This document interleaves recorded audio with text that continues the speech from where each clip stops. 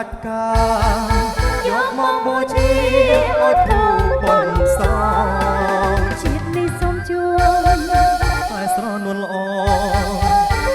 ជួយផងកុំមើលបង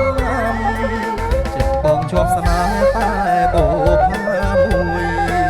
ទ្រង់អូនរែងព្រួយរងតែរំឆ្នាំ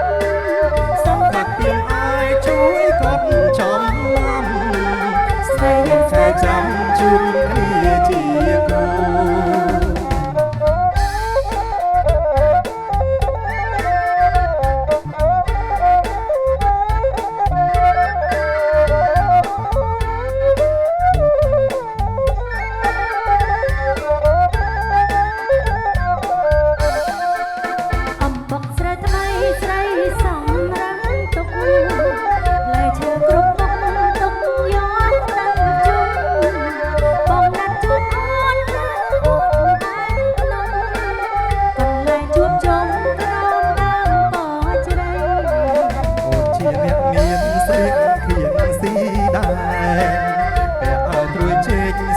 ក្រងថ្មីថ្មី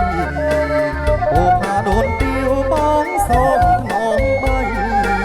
អូនល្អនស្រីក្រុងបាត់ដំបងអូនពូនក្នុងខ្សាច់